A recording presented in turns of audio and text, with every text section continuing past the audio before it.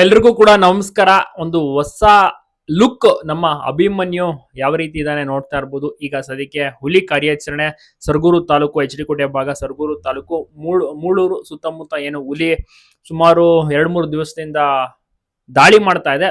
ಆ ಒಂದು ಹುಲಿಯನ್ನ ಹಿಡಿಯಕ್ಕೆ ಇದೀಗ ನಮ್ಮ ಅಭಿಮನ್ಯು ಟೀಮ್ ಎಂಟ್ರಿ ಕೊಟ್ಟಿದ್ದಾನೆ. ನೋಡಿ, ನಮ್ಮ ಮಹೇಂದ್ರ ಆನೆ ಚನ್ನಪಟ್ಟಣದಲ್ಲಿ ಕಾರ್ಯಾಚರಣೆ ಅಂತ ಹೋಗಿದ್ದ. ಅದಾಗಿ 2 ದಿವಸ ಒಂದ್ ದಿವಸ ಅನ್ಸುತ್ತೆ, 2 ದಿವಸ ಅಲ್ಲ, ಒಂದ್ ದಿವಸ ಏನೋ ರೆಸ್ಟ್ ಮಾಡೋದು ಅಷ್ಟೇನೆ. ಬಳ್ಳೆ ಕ್ಯಾಂಪ್ ನಲ್ಲಿ ವಾಪಸ್ ಇನ್ನೊಂದು ಕಾರ್ಯಾಚರಣೆಗೆ ಬಂದಿದೆ ಆರ್ಡ್ರು. ಸೊ ಹೀಗಾಗಿ ಮಹೇಂದ್ರ ಕೂಡ ಹುಲಿ ಕಾರ್ಯಾಚರಣೆಗೆ ಹೋಗ್ತಿದ್ದಾನೆ. ಜೊತೆಗೆ ನಮ್ಮ ಬಂಡೀಪುರದ ಭಗೀರಥ ಆನೆ ಮತ್ತೆ ಇನ್ನೊಂದು ಹಿರಣ್ಯ ಆನೆ, ಹೆಣ್ಣಾನೆ, ಒಟ್ಟು 4 ಆನೆಗಳು ಈಗ ಹುಲಿ ಕಾರ್ಯಾಚರಣೆಯಲ್ಲಿ ಭಾಗಿಯಾಗ್ತಿರುವಂತದ್ದು. ನಮ್ಮ ಅಭಿಮನ್ಯು ಹೊಸ ಲುಕ್ ದಂತ ಕಟ್ ಆಗಿದೆ. ಯಾಕೆ ಕಟ್ ಆಗಿದೆ ಅಂತ ಎಲ್ರಿಗೂ ಕೂಡ ಒಂದು ರೀತಿಯಲ್ಲಿ ಕುತೂಹಲ, ಒಂದು ಕ್ವಶನ್ ರೈಸ್ ಆಗುತ್ತೆ. ಏನಿಲ್ಲ, ಅಲ್ಲೇ ಕಟ್ ಹಾಕಿದಂತ ಟೈಮಲ್ಲಿ ಕ್ಯಾಂಪ್ ನಲ್ಲಿ ಮನೆ ಹತ್ರ ಕಟ್ ಆಗ್ತಾರಲ್ಲ, ಸೊ ಅಲ್ಲೇ ಎಲ್ಲೋ ಮೋಸ್ಟ್ಲಿ ಮರಕ್ಕೆಲ್ಲೋ ಟಚ್ ಆಗಿ ದಂತವನ್ನ ಕಳ್ಕೊಂಡಿದ್ದಾನೆ ಅಷ್ಟೇ. ಸ್ವಲ್ಪ ಹಿಂಗ್ ಬಗ್ಗಿರುತ್ತಲ್ಲ, ಬೆಂಡಾಗಿರುತ್ತಲ್ಲ ಆ ಒಂದು ದಂತ, ಎಡಭಾಗದ ದಂತ, ಅದು ಸ್ವಲ್ಪ ಮುಂದೆ ಟಿಪ್ ಅಲ್ಲಿ ಕಟ್ ಆಗಿದೆ. ಆಸ್ ಇಟ್ ಈಸ್ ಈಗ ಬೇರೆ ಆನೆಗಳಿಗೆ ಯಾವ ರೀತಿ ದಂತ ಇದೆ ಅದೇ ರೀತಿ ದಂತ ಈಗ ಕಾಣ್ತಾ ಇದೆ. ಬಟ್ ಆ ರೀತಿ ಇದ್ರೆ ಏನೋ ಮುಂಚೆ ಇತ್ತಲ್ಲ ಆ ದಂತ, ಸೊ ಆ ತರ ಇದ್ದಿದ್ರೆ ಅಭಿಮನ್ಯು ಲುಕ್ ಒಂಥರ ಚೇಂಜ್ ಇರೋದು. ಮತ್ತೆ ಐಡೆಂಟಿಫಿಕೇಶನ್ ಆಗಿ ಅಭಿಮನ್ಯುದು ಒಂದು ಡಿಫ್ರೆಂಟ್ ಸ್ಟೈಲ್ ಆಫ್ ದಂತ ಅದು. ಸೊ ಆ ತರ ಇದ್ದು ದಂತ ಈಗ ಕಟ್ ಆಗಿದೆ. ಒಟ್ಟಾರೆ ಈಗ ಈ ಒಂದು ಲುಕ್ ನಲ್ಲೂ ಸಹ ಅಭಿಮನ್ಯು ಚೆನ್ನಾಗಿ ಕಾಣಿಸ್ತಾನೆ. ಅಭಿಮನ್ಯು ಯಾವತ್ತಿದ್ರು ಕೂಡ ಸ್ಟಾರೇನೆ, ಆತನ ಬಗ್ಗೆ ಎಷ್ಟು ಹೇಳಿದ್ರು ಕೂಡ ಕಡಿಮೆನೆ. ಸೊ ಹೀಗಾಗಿ ಅಭಿಮನ್ಯುಗೆ ಸಿಕ್ಕಾಬಟ್ಟೆ ಫ್ಯಾನ್ ಫಾಲೋವಿಂಗ್ ಕ್ರೇಜ್ ಇದೆ. ತಾವೆಲ್ಲರೂ ಕೂಡ ನೋಡಿರ್ತೀರ ಅಭಿಮನ್ಯು ಕಾರ್ಯಾಚರಣೆ ಮಾಡುವಂತದ್ದು. ಈಗಲೇ ಹಲವಾರು ಕಾರ್ಯಾಚರಣೆಯನ್ನ ಮಾಡಾಗಿದೆ. ಅದ್ರಲ್ಲೂ ಹುಲಿ ಕಾರ್ಯಾಚರಣೆಗೆಲ್ಲ ಎದುರೋದೇ ಇಲ್ಲ ಬಿಡಿ ಅಭಿಮನ್ಯು. ಆನೆ ಕಾರ್ಯಾಚರಣೆಗೆ ಎದುರಲ್ಲ, ಹುಲಿಗೂ ಎದುರಲ್ಲ, ಸರಿವೇ ಸಾಮಾನ್ಯ. ಅಭಿಮನ್ಯು ಬಂತು ಅಂದ್ರೆ ಅಲ್ಲಿ ಅಧಿಕಾರಿಗಳಿಗೆ ಸಿಕ್ಕಾಬಡೆ ಖುಷಿ ಆಗ್ಬಿಡುತ್ತಂತೆ. ಅಭಿಮನ್ಯುನ ನೋಡ್ತಾರೆ, ಅಭಿಮನ್ಯು ಜೊತೆಗೆ ಇಂಟ್ರಾಕ್ಟ್ ಮಾಡ್ತಾರೆ ಅಧಿಕಾರಿಗಳು ಸಹ, ಮತ್ತೆ ಅಭಿಮನ್ಯು ಮೇಲೆನೆ ಹೋಗಿ ಡಾಟ್ ಮಾಡುವಂತದ್ದೆಲ್ಲವನ್ನು ಕೂಡ ಮಾಡೋದು. ಸೊ ಹೀಗಾಗಿ ಮುಂಚೆ ಇದ್ದಂತ ಅಧಿಕಾರಿಗಳು, ಮುಂಚೆ ಇದ್ದಂತ ಡಾಕ್ಟರ್ಸ್ ಗಳು ಹೇಳುವುದು ಕೂಡ ಅಷ್ಟೇನೆ, ನಮ್ಗೆ ಅಭಿಮನ್ಯು ಇದ್ರೆ ಒಂದು ಧೈರ್ಯ, ನಾವು ಜೀವಂತವಾಗಿ ವಾಪಸ್ ಹಿಂತಿರುಗಿ ಬರ್ತೀವಿ ಅಂತ. ಅದ್ರಲ್ಲೂ ಹುಲಿ ಕಾರ್ಯಾಚರಣೆ ತುಂಬಾನೇ ರಿಸ್ಕಿ ಆಗಿರುತ್ತೆ. ನೀವೇ ನೋಡಿರ್ತೀರ ಎಷ್ಟೊಂದೆಲ್ಲ ಎಫರ್ಟ್ಸ್ ಅನ್ನ ಹಾಕ್ತಾರೆ ಅರಣ್ಯ ಅಧಿಕಾರಿಗಳು. ಮತ್ತೆ ಅದೆಲ್ಲವೂ ಕೂಡ ಸಾಮಾನ್ಯವಾದಂತ ಮಾತು ಅಲ್ವೇ ಅಲ್ಲ. ಆನೆ ಕಾರ್ಯಾಚರಣೆನೂ ಕಷ್ಟ, ಈ ಕಡೆ ಹುಲಿ ಕಾರ್ಯಾಚರಣೆನೂ ಕಷ್ಟ. ಆಮೇಲೆ ಅವರಿಗೆ ತುಂಬಾನೇ ಪ್ರೆಷರ್ ಸಹ ಇರುತ್ತೆ ಜನರಿಂದ. ಯಾಕೆಂದ್ರೆ ರೈತರು ಸಂಕಷ್ಟವನ್ನು ಅನುಭವಿಸ್ತಾರೆ. ಒಂದ್ ಕಡೆ ಆನೆಯಿಂದ ಬೆಳೆ ನಾಶ ಆದ್ರೆ, ಇನ್ನೊಂದು ಕಡೆಯಿಂದ ಟೈಗರ್ ಅಂದ್ರೆ ಹುಲಿಗಳು ಏನು ಗ್ರಾಮಕ್ಕೆಲ್ಲ ನುಗ್ಗಿದ್ರೆ ಕಂಪ್ಲೀಟ್ ಏನೋ ಜೀವವೇ ಮಟ್ಯಾಶ್ ಆದಂತೆ. ಯಾಕೆಂದ್ರೆ ಒಂದ್ಸತಿ ಅದೇನಾದ್ರು ಉಗುರು ತಗಲಿಸಿದ್ರು ಸಾಕು, 1-2 ಇಂಚ್ ಒಳಗಡೆ ಹೋಗ್ಬಿಡುತ್ತೆ, ಅಷ್ಟೊಂದು ಗಾಯಗಳಾಗ್ಬಿಡುತ್ತವೆ. ಸೊ ಹಾಗಾಗಿ ಬಹಳನೇ ಕೇರ್ಫುಲ್ ಆಗಿರ್ಬೇಕು. ಪಾಪ ಗೊತ್ತಾಗಲ್ಲ, ಅವರು ಏನೋ ತೋಟ ಗದ್ದೆಯಲ್ಲಿ ಕೆಲಸವನ್ನ ಮಾಡ್ತಿರ್ತಾರೆ, ಅಚಾನಕ್ ಆಗಿ ಏನೋ ಕಾಡಂಚಿನ ಪ್ರದೇಶಗಳು ಬೇರೆ ಇರುತ್ತೆ, ಇಮಿಡಿಯೇಟ್ ಟೈಗರ್ ಬಂದು ಅಟ್ಯಾಕ್ ಮಾಡ್ಬಿಟ್ರೆ ಅವ್ನು ಓದಂತೆ ಲೆಕ್ಕ. ಅವ್ನು ಉಳ್ಕೊಂಡ್ರೆ ಅವ್ನ ಅದೃಷ್ಟ ಅನ್ಬೋದು. ಸೊ ಹೀಗಾಗಿ ಈ ತರ ಒಂದು ಕೇಸ್ಗಳಿದಾವೆ. ಮತ್ತೆ ಮೊನ್ನೆ ಕೂಡ ಅಷ್ಟೇನೆ, ಏನು ಬೋಲ್ಡ್ ಅಳವಡಿಸಕ್ಕೆ ಅಂತ ಏನ್ ಭಾಗ ಇತ್ತಲ್ಲ, ಅಲ್ಲಿಯೇ ಅರಣ್ಯ ಗಾರ್ಡ್ ಹೋಗಿರ್ತಾರೆ, ಸೊ ಅವ್ರ ಮೇಲೂ ಕೂಡ ದಾಳಿ ಮಾಡ್ಬಿಡುತ್ತೆ. ಅವ್ರಿಗೂ ಕೂಡ ಸ್ವಲ್ಪ ಮೇಜರ್ ಆಗಿ ಆಗಿದೆ, ಹಿಂದೆ ಮುಂದೆ ಎಲ್ಲ.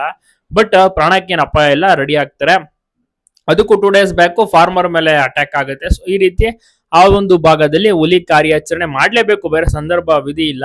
ಸೊ ಈ ಒಂದು ಹುಲಿಯನ್ನ ಸೆರೆ ಹಿಡಿತಾರೆ. ಆದಷ್ಟು ಬೇಗ ಕಾರ್ಯಾಚರಣೆ ತುಂಬಾನೇ ಶೀಘ್ರದಲ್ಲಿ ಯಶಸ್ವಿಯಾಗಿ, ಯಾವುದೇ ರೀತಿ ತೊಂದರೆ ಆಗೋದು ಬೇಡ, ತಪ್ಪದೆ ವಿಶ್ ಮಾಡಿ ಕಾರ್ಯಾಚರಣೆ ಚೆನ್ನಾಗಿ ನಡೀಲಿ ಅಂತ. ಮತ್ತೆ ಈ ಒಂದು ಹುಲಿಯನ್ನ ಇಫ್ ಇನ್ ಕೇಸ್ ಸೆರೆ ಹಿಡಿದ್ಮೇಲೆ ಪುನರ್ವಸತಿ ಕೇಂದ್ರ ಅಂತ ಏನು ಮೈಸೂರು ಇದೆ, ಕೂರ್ಗಳ್ಳಿ ಪುನರ್ವಸತಿ ಕೇಂದ್ರ, ಸೊ ಅಲ್ಲಿಗೆ ಶಿಫ್ಟ್ ಮಾಡ್ತಾರೆ. ಸೊ ಒಟ್ಟಾರೆ ಕಾರ್ಯಾಚರಣೆ ಅಂತೂ ಈ ತರ ಹುಲಿ ಆಗಿರ್ಬೋದು, ಒಂದ್ಸತಿ ಆನೆ ನಡೀತಾನೆ ಇರುತ್ತೆ. ಇದು ಮುಗಿಯಲಾರದ ಒಂದು ಅಧ್ಯಾಯ.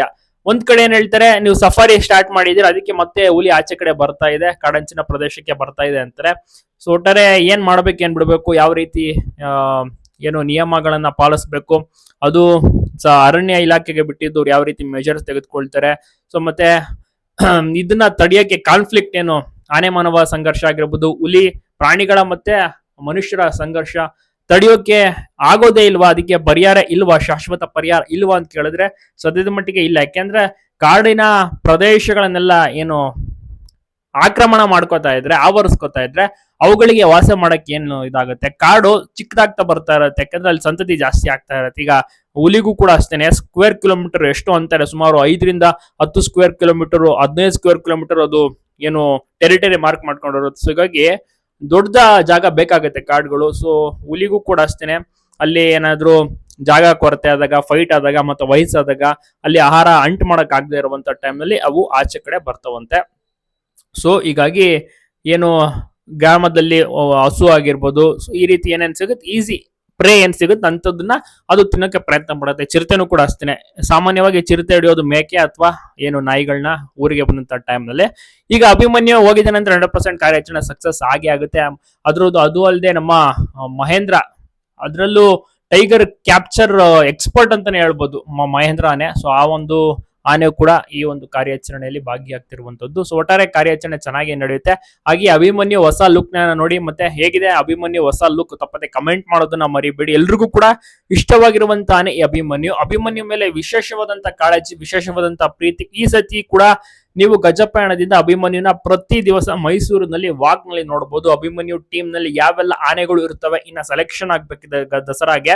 ಸೊ ಅದು ಇನ್ನೇನೀಗ ಜುಲೈಯಿಂದ ಸ್ಟಾರ್ಟ್ ಆಗ್ತಾ ಹೋಗುತ್ತೆ. ಜುಲೈ ಎಂಡ್ ಅಷ್ಟೊತ್ತಿಗೆ ಸ್ವಲ್ಪ ಮಟ್ಟಿಗೆ ಕ್ಲಾರಿಟಿ ಗೊತ್ತಾಗುತ್ತೆ. ಆಗಸ್ಟ್ ಫಸ್ಟ್ ವೀಕ್ ನಲ್ಲಿ ನಿಮ್ಗೆ ಕಂಪ್ಲೀಟ್ ಪಿಕ್ಚರ್ ಗೊತ್ತಾಗ್ಬಿಡುತ್ತೆ ಯಾವ್ಯಾವ ಆನೆಗಳು ದಸರಾಗೆ ಬರ್ತವೆ. ಅಟ್ಲೀಸ್ಟ್ ಒಂದು 2-3 ಆನೆ ಹೊಸ ಆನೆಗಳು ದಸರಾಗೆ ಬರುವಂತ ಸಾಧ್ಯತೆ ಇದೆ ಈ ವರ್ಷ 2026 ದಸರಾಗೆ. ಅಭಿಮನ್ಯು ಈ ವರ್ಷನೂ ಕೂಡ ಅಂಬಾರಿಯನ್ನು ಹೊರುತ್ತಾನೆ. ಜೊತೆಗೆ ಮಹೇಂದ್ರ ಏನು ಶ್ರೀರಂಗಪಟ್ಟಣ ದಸರಾದಲ್ಲಿ ಸಹ ಅಂಬಾರಿಯನ್ನು ಬರುವಂತದ್ದು. ಸೊ ನೆಕ್ಸ್ಟ್ ಇನ್ನೊಂದು ವರ್ಷ ಇರ್ಬೋದು ನಮ್ಮ ಅಭಿಮನ್ಯುಗೆ ರಿಟೈರ್ಮೆಂಟ್ಗೆ. ಇನ್ನೊಂದು ವರ್ಷನ 2 ವರ್ಷನ ಬರುವಂತ ಸಾಧ್ಯತೆ ಇದೆ ಅಭಿಮನ್ಯು ಅಷ್ಟೇ. ಒಟ್ಟಾರೆ ಈ ವರ್ಷ ಎಲ್ಲರೂ ಕೂಡ ಎಂಜಾಯ್ ಮಾಡಬಹುದು ಅಭಿಮನ್ಯುನ ನೋಡಿ ಪ್ರತಿ ದಿವಸ ಮೈಸೂರಿನಲ್ಲಿ. ಇನ್ನ ಕೇವಲ 1 ತಿಂಗಳು ಬಾಕಿ ಅಷ್ಟೇನೆ. ಗಜಪಯಣ ಆಗಸ್ಟ್ ಫಸ್ಟ್ ವೀಕ್ ನಲ್ಲಿ ನಡೆಯುತ್ತೆ. ಆಗಸ್ಟ್ ಫಸ್ಟ್ ವೀಕ್ ಅಥವಾ ಸೆಕೆಂಡ್ ವೀಕ್ ನಲ್ಲಿ ಆಗುವಂತ ಸಾಧ್ಯತೆ ಇದೆ. ಈಗ ಸದ್ಯಕ್ಕೆ ಪ್ರಸ್ತುತವಾಗಿ ಅಭಿಮನ್ಯು ಇನ್ ಆಕ್ಷನ್ ಅಂತ ಕಾರ್ಯಾಚರಣೆಯಲ್ಲಿ ಭಾಗಿಯಾಗ್ತಾ ಇದ್ದಾನೆ. ಯಾವ ಭಾಗ ಅಂದ್ರೆ ಮೂಳೂರು ಭಾಗ, ಸರಗೂರು ತಾಲೂಕಿನಲ್ಲಿ ಈಗ ಸದ್ಯಕ್ಕೆ ಪ್ರೆಸೆಂಟ್ ಅಭಿಮನ್ಯು ಅಲ್ಲೇ 1-2 ದಿವಸ. ಇವತ್ತೇ ನೈಟ್ ಒಳಗಡೆನೆ ಏನಾದ್ರು ಹುಲಿ ಸಿಕ್ಕರೆ ಕಾರ್ಯಾಚರಣೆ ಮುಗಿಸ್ಕೊಂಡು ವಾಪಸ್ ಮತ್ತೆ ಹೋಗ್ಬಿಡ್ತಾನೆ, ಅಥವಾ ನಾಳೆ ಏನಾದ್ರು ಮಾಡ್ತಾರೆ. ಯಾಕಂದ್ರೆ ಈಗ ಟೈಮ್ ಬೇರೆ ಆಗೋಯ್ತು. ಮಧ್ಯಾಹ್ನ ತಾನೇ ಅಭಿಮನ್ಯು ಎಂಟ್ರಿ ಕೊಟ್ಟಿದ್ರು. ಸೊ ಹಾಗಾಗಿ ಇವತ್ತು ಟ್ರೈ ಮಾಡ್ತಾರೆ. ಇವತ್ತಾಗ್ಲಿಲ್ಲ ಅಂದ್ರೆ ನಾಳೆ ಮಾಡ್ತಾರೆ. ಆಲ್ಮೋಸ್ಟ್ ಟ್ರೈ ಮಾಡ್ತಾರೆ ಇವತ್ತೇನೆ ಮಾಡೋಕೆ. ನೋಡೋಣ ಯಾವ ರೀತಿ ಆಗುತ್ತೆ ಕಾರ್ಯಾಚರಣೆ. ಎಷ್ಟು ಯಾವ ಹುಲಿ ಅದು ಗಂಡು ಹುಲಿನ ಹೆಣ್ಣು ಹುಲಿನ ಎಷ್ಟು ಏಜು ಅದೆಲ್ಲೂ ಕೂಡ ನೋಡಿರೋದಿಲ್ಲ. ಬಟ್ ಐಡೆಂಟಿಫೈ ಮಾಡಿರ್ತಾರೆ ಥರ್ಮಲ್ ಡ್ರೋನ್ ಮೂಲಕ ಎಲ್ಲ. ಬಟ್ ಅಲ್ಲಿ ಡಾರ್ಟ್ ಮಾಡಾದ್ಮೇಲೆ ಅವರು ಎಲ್ಲ ಅಬ್ಸರ್ವೇಷನ್ ಮಾಡ್ತಾರೆ, ಆಗ್ಲೇ ಗೊತ್ತಾಗೋದು ಯಾವ ಹುಲಿ ಇದು, ಏನ್ ಏಜ್ ಇರ್ಬೋದು ಅಂದಾಜು ಅಂತೆಲ್ಲ ಲೆಕ್ಕ ಹಾಕ್ತಾರೆ. ಈಗ ಅಭಿಮನ್ಯು ಜನ ಖುಷಿ ಪಟ್ಟಿಯಾರ ಅಭಿಮನ್ಯುನ ನೋಡಿ ಮತ್ತೆ ಕಾರ್ಯಾಚರಣೆಗೆ ಬಳಸ್ಕೊಂಡಿದ್ದು. ಎಲ್ರಿಗೂ ಕೂಡ ಖುಷಿ ಆಯ್ತು. ಕೊಡಗು ಭಾಗದ ಏನ್ ಆನೆ ಕಾರ್ಯಾಚರಣೆ ಕೋಣನಕಟ್ಟೆ ಭಾಗಕ್ಕೆ ಅಭಿಮನ್ಯು ಹೋಗಿದ್ದ, ಅದಾಗಿ ವಾಪಸ್ ಕ್ಯಾಂಪ್ ನಲ್ಲೇ ಇದ್ದ. ಈಗ ಮತ್ತೆ ಹುಲಿ ಕಾರ್ಯಾಚರಣೆ ಆಗಿರುವಂತದ್ದು. ಸೊ ಬಹಳಷ್ಟು ಖುಷಿಯಾಗಿದೆ. ಮದವು ಕೂಡ ಕಡಿಮೆ ಆಗಿದೆ. ಅಭಿಮನ್ಯು ಆರಾಮಾಗಿದ್ದಾನೆ, ಖುಷಿಯಾಗಿದ್ದಾನೆ. ದಂತ ಮಾತ್ರ ಕಟ್ ಮಾಡ್ಕೊಂಡಿದ್ದಾನೆ ಅಷ್ಟೇ, ಮರಕ್ಕೆ ಹೊಡೆದು. ಅದ್ಬಿಟ್ರೆ ಆರಾಮಾಗಿ ಎಂಜಾಯ್ ಮಾಡ್ತಾ ಇದ್ದಾನೆ ಅಂತಾನೆ ಹೇಳ್ಬೋದು ಅಭಿಮನ್ಯು. ನಿಮ್ಗೂ ಕೂಡ ಇಷ್ಟನ ಅಭಿಮನ್ಯು ತಪ್ಪದೆ ಕಮೆಂಟ್ ಮಾಡಿ. ಎಲ್ಲ ಕಡೆ ವಿಡಿಯೋನ ಶೇರ್ ಮಾಡೋದನ್ನ ಮರಿಬೇಡಿ. ನೀವೇನೇ ಹೇಳಿ ಅಭಿಮನ್ಯುಗಂತೂ ಕ್ರೇಜ್ ಯಾವತ್ತಿಗೂ ಕಡಿಮೆ ಆಗೋದಿಲ್ಲ. ನೀವೇ ನೋಡ್ತಿರ್ಬೋದು ಎಷ್ಟೊಂದು ಜನ. ಅದ್ರಲ್ಲೂ ಅಭಿಮನ್ಯು ಗೊತ್ತಾಗ್ತಿದ್ದಾನೆ ಅಂತ ಅಲ್ಲೇ ಏನು ಊರಿಗೆ ಎಂಟ್ರಿ ಆಗ್ತಿದ್ದಂತ ಟೈಮ್ಲೆ ಎಲ್ಲರೂ ಐಡೆಂಟಿಫೈ ಮಾಡ್ಬಿಡ್ತಾರೆ. ಆಗ ಇನ್ನಷ್ಟು ಜನ ಹುಡ್ಕೊಂಡ್ ಬರ್ತಾರೆ. ಈಗ ನೋಡ್ತಾ ಇರ್ಬೋದು ಅಭಿಮನ್ಯು ಏನು ಲೊಕೇಶನ್ ಸುತ್ತಮುತ್ತ ಹುಲಿ ಏನು ಇರುವಂತ ಒಂದು ಲೊಕೇಶನ್ ಸುತ್ತಮುತ್ತನೇ ಅಭಿಮನ್ಯು ಸಹ ಅಲ್ಲೇ ಇಳಿದಿದ್ದಾನೆ. ಲಾರಿಯಿಂದ ಒಳಗಡೆ ಹೋಗ್ತಾರೆ. ನೋಡೋಣ ಯಾವ ರೀತಿ ಏನು ಕಾರ್ಯಾಚರಣೆ ಆಗುತ್ತೆ, ಯಾವ ರೀತಿ ಇರುವಂತ ಒಂದು ಹುಲಿ ಸಿಗುತ್ತೆ. ಎಲ್ರಿಗೂ ಕೂಡ ಒಂದು ಕುತೂಹಲ. ಅಭಿಮನ್ಯು ಹೋಗ್ತಿದ್ದಾನೆ ಅಂದ್ರೆ ಕುತೂಹಲ ಸ್ಟಾರ್ಟ್ ಆಗ್ಬಿಡುತ್ತೆ ಜನರಿಗೆ, ಯಾವ ರೀತಿ ಇರ್ಬೋದು ಈ ಒಂದು ಹುಲಿ ಕಾರ್ಯಾಚರಣೆ ಅಂತ. ಆಲ್ಮೋಸ್ಟ್ ಎಲ್ಲ ನೋಡಿರ್ತೀರ ಹುಲಿ ಕಾರ್ಯಾಚರಣೆ. ಇದೇನು ಹೊಸದೇನಲ್ಲ ಅಭಿಮನ್ಯುಗೆ. ಮಹೇಂದ್ರನಿಗೆ ಸಾಕಷ್ಟು ಎಕ್ಸ್ಪೀರಿಯನ್ಸ್ ಇರುವಂತ ಆನೆಗಳು ಎರಡೂ ಕೂಡ. 2 ಆನೆಗಳೇ ಸಾಕಿತ್ತು, ಬಟ್ ಇನ್ನ 2 ಆನೆ ಯಾಕೆಂದ್ರೆ ಬೇಕಿರುತ್ತೆ, ಎಕ್ಸ್ಟ್ರಾ ಇರ್ಬೇಕು. ಮತ್ತೆ ಆನೆಗೂ ಕೂಡ ಒಂದು ಅಭ್ಯಾಸ ಆಗುತ್ತಲ್ಲ. ಸೊ ಆನೆಗಳನ್ನ ಬಳಸ್ಕೋತಾ ಇದ್ದಾರೆ. ಕಾರ್ಯಾಚರಣೆಗೆ ಆನೆಗಳು ಬೇಕೇ ಬೇಕು. ಬೋನಿಗೆ ಬಿದ್ರೆ ಅದೊಂಥರ ಡಾಟ್ ಮಾಡಿ ಇದ್ ಮಾಡ್ಬೋದು. ಬಟ್ ಅಲ್ಲಿ ಹೋಗಿ ಆನೆ ಮೇಲೆ ಕುತ್ಕೊಂಡೆ ಹೊಡಿಬೇಕಾಗುತ್ತೆ. ನಡ್ಕೊಂಡು ಹೋಗೋ ತರ ಎಲ್ಲ ಆಗೋದಿಲ್ಲ. ಈಗ ಏನು ಆನೆಗೆ ನಡ್ಕೊಂಡೋಗೆಲ್ಲ ಹೊಡಿಬೋದಲ್ಲ, ಸೊ ಆ ರೀತಿ ಎಲ್ಲ ಆಗೋದಿಲ್ಲ. ಡಾಟ್ ಮಾಡ್ಬೇಕು ಅಂದ್ರೆ ಆನೆ ಮೇಲೆ ಹೋಗ್ಬೇಕು. ಇಫ್ ಇನ್ ಕೇಸ್ ಏನಾದ್ರು ಟೈಗರ್ ಅಟ್ಯಾಕ್ ಮಾಡ್ಬಿಟ್ರೆ ಜಸ್ಟ್ ಮಿಸ್ ಆಗೋದಕ್ಕಂತೂ ಸಾಧ್ಯನೇ ಇಲ್ಲ. ಹಿಡ್ಕೊಂಡ್ಬಿಡುತ್ತೆ, ಹೊಡೆದೇ ಬಿಡುತ್ತದ ಹುಲಿ. ಸೊ ಹೀಗಾಗಿ ತುಂಬಾನೇ ರಿಸ್ಕ್ ಫ್ಯಾಕ್ಟರ್. ಸೊ ಅದರಿಂದ ಬಹಳಷ್ಟು ಕಷ್ಟವಾಗಿ ಇರಬೇಕು. ಸೊ ನೋಡೋಣ ಯಾವ ರೀತಿ ಕಾರ್ಯಾಚರಣೆ ಅಭಿಮನ್ಯು ಮುಂದೆ. ಇನ್ನ ಈ ಒಂದು ಕಾರ್ಯಾಚರಣೆ ಆದ್ಮೇಲೆ ಇನ್ಯಾವುದು ಇರೋದಿಲ್ಲ ಬಹುಶಃ. ಮತ್ತೆ ಇನ್ನ ಅಭಿಮನ್ಯು ಗಜಪಯಣದಲ್ಲೇ ನೋಡ್ಬೋದು ಆಗಸ್ಟ್ ಫಸ್ಟ್ ವೀಕ್ ನಲ್ಲಿ. ಏನ್ ಆಗಸ್ಟ್ ಫಸ್ಟ್ ವೀಕ್ ಅಂದ್ರೆ ಇನ್ನೇನು ಆಲ್ಮೋಸ್ಟ್ ಬಂದೇ ಬಿಡ್ತು. ಇನ್ 1 ತಿಂಗಳಷ್ಟೇ ಇರುವಂತದ್ದು ಬಾಕಿ ದಿನಗಳನ್ನ ಈಗಾಗಲೇ ಜನರು ಅಭಿಮಾನಿಗಳು ಲೆಕ್ಕ ಹಾಕ್ತಾ ಇದ್ದಾರೆ. ಮೈಸೂರಿನಲ್ಲಿ ಇನ್ನೇನು ಸಂಭ್ರಮದ ವಾತಾವರಣ ಶುರುವಾಗುತ್ತೆ. ಆಗಸ್ಟ್ ಫಸ್ಟ್ ವೀಕ್ ಗಜಪಯಣ ಅಂದ್ರೆ ಇಮಿಡಿಯೇಟ್ ಆ ಒಂದು ದಿವಸವೇ ಅರಣ್ಯ ಭವನ, ಮೈಸೂರಿನ ಅರಣ್ಯ ಭವನಕ್ಕೆ ಎಂಟ್ರಿ ಕೊಟ್ಟು ಮತ್ತೆ ಅಲ್ಲಿಂದ ಗ್ರ್ಯಾಂಡ್ ಬೀಳ್ಕೊಡುಗೆ ಎಂಟ್ರಿ ಮೈಸೂರು ದಸರಾ ಏನು ಮೈಸೂರು ಪ್ಯಾಲೇಸ್ಗೆ. ಅಲ್ಲೂ ಕೂಡ ದೊಡ್ಡದಾಗಿ ಒಂದು ಫಂಕ್ಷನ್ ಅನ್ನ ಮಾಡ್ತಾರೆ. ಸಂಭ್ರಮ ಸಡಗರ ಅವತ್ತಿಂದ ಶುರುವಾಗುತ್ತೆ. ಪ್ರತಿ ದಿವಸ ಆನೆ ತಾಲೀಮು, ವಾಕಿಂಗ್ ಎಲ್ಲವೂ ಕೂಡ ನಡೆಯುತ್ತೆ. ಎಲ್ಲ ಆನೆಗಳನ್ನು ಕೂಡ ನೋಡಬಹುದು. ಸೊ ಈಗ ನೋಡ್ತಾ ಇರೋದು ಇವಾಗ ಭಗೀರಥ ಅಂತ ಆನೆ, ಬಂಡೀಪುರದಲ್ಲಿ ಇರ್ತಾನೆ ಭಗೀರಥ, ಬಹಳ ಒಳ್ಳೆ ಆನೆ. ಏಜ್ ಒಂದು 35 ಆಸ್ಪಾಸ್ ಇರ್ಬೋದು, ಚೆನ್ನಾಗಿ ಪಳಗಿಸಿದ್ದಾರೆ. ಈತ ಕೂಡ ಹಲವಾರು ಹುಲಿ ಕಾರ್ಯಾಚರಣೆಲೆಲ್ಲ ಭಾಗಿಯಾಗಿದ್ದಾನೆ. ಎಲ್ರಿಗೂ ಕೂಡ ಅಷ್ಟಾಗಿ ಗೊತ್ತಿರೋದಿಲ್ಲ, ಯಾಕೆಂದ್ರೆ ಬಂಡೀಪುರದಲ್ಲಿ ಮತ್ತೆ ಅಲ್ಲಿ ಏನು ವಿಸಿಟರ್ಸ್ಗೆಲ್ಲ ಅಲೋ ಮಾಡೋದಿಲ್ಲ. ಅದು ಏನಿದ್ರು ಕ್ಯಾಂಪ್, ರಿಸರ್ವ್ ಕ್ಯಾಂಪ್ ಆಗಿರುತ್ತೆ. ಕೇವಲ ಅಲ್ಲಿ ಅಧಿಕಾರಿಗಳು ಹೋಗ್ತಾರೆ, ಸಂಬಂಧಪಟ್ಟಂತವ್ರು ಹೋಗೋದು. ಜನಗಳಿಗೆ ಏನು ಟಿಕೆಟ್ ಕೊಟ್ಟು ನಾವೀಗ ದುಬಾರೆ ಮತ್ತಿಕೊಂಡು ನೋಡ್ತೀವಲ್ಲ, ಆ ತರ ನೋಡಕ್ ಆಗೋದಿಲ್ಲ. ಅದು ಸಪರೇಟ್ ಇಲಾಖೆ ಕಂಟ್ರೋಲ್ ಇರುತ್ತೆ. ಇನ್ನು ಉಳಿದಂತೆ ಬೇರೆ ಬೇರೆ ಕ್ಯಾಂಪ್ಗೆ ನಾವು ಹೋಗ್ಬೋದು, ಬಟ್ ಈಗ ಆ ಕ್ಯಾಂಪ್ಗೆ ಹೋಗಲ್ಲ. ಅಭಿಮನ್ಯು ನೋಡ್ತಾ ಇರ್ಬೋದು, ಮತ್ತಿಗೋಡು ಕ್ಯಾಂಪಿಂದ ಡೈರೆಕ್ಟ್ ಆಗಿ ಏನು ಸರ್ಗೂರು ಭಾಗಕ್ಕೆ ಎಂಟ್ರಿ ಕೊಟ್ಟಿದ್ದಾನೆ. ಎಚ್ ಡಿ ಕೋಟೆ ವಯ ಎಚ್ ಡಿ ಕೋಟೆ ಹ್ಯಾಂಡ್ ಪೋಸ್ಟ್ ದಂತ ನೋಡ್ತಾ ಇರ್ಬೋದು. ಸ್ವಲ್ಪ ಎಡಭಾಗದ ಒಂದು ದಂತ ಕಟ್ ಆಗಿದೆ, ಸ್ವಲ್ಪ ಕಟ್ ಆಗಿದೆ ಅಷ್ಟೇನೆ, ಸ್ವಲ್ಪ ಬೆಂಡ್ ಆಗಿರುತ್ತಲ್ಲ, ಆ ಒಂದು ಲುಕ್, ಅಭಿಮನ್ಯುದು ಲುಕ್ ಬಹಳಷ್ಟು ಜನರಿಗೆ ಇಷ್ಟ. ಬಟ್ ಈಗ ಒಂದು ಕಟ್ ಆಗಿದೆ, ಆ ಒಂದು ಲುಕ್ ಇರೋದಿಲ್ಲ. ಬಟ್ ಓಕೆ, ಹೆಂಗಿದ್ರು ಕೂಡ ಅಭಿಮನ್ಯು ಹೀರೋನೇ ಬಿಡಿ. ನಮ್ಮ Mahendra future captain Abhimanyu next ಉತ್ತರಾಧಿಕಾರಿ ಅನ್ಬೋದು. ಅಭಿಮನ್ಯು ಲಿಸ್ಟ್ ನಲ್ಲಿ ಇದ್ದಾನೆ. ಅಭಿಮನ್ಯು ಜೊತೆಗೆ ಭಗೀರಥ ಮತ್ತೆ ಹಿರಣ್ಯ ಆನೆ ಚೆನ್ನಾಗಿರುವಂತ ಆನೆಗಳು ಎಲ್ಲವೂ ಕೂಡ, ಎಲ್ರಿಗೂ ಕೂಡ ಇಷ್ಟವಾಗಿರುವಂತ ಆನೆಗಳೇ ಅಂತಾನೆ ಹೇಳ್ಬೋದು.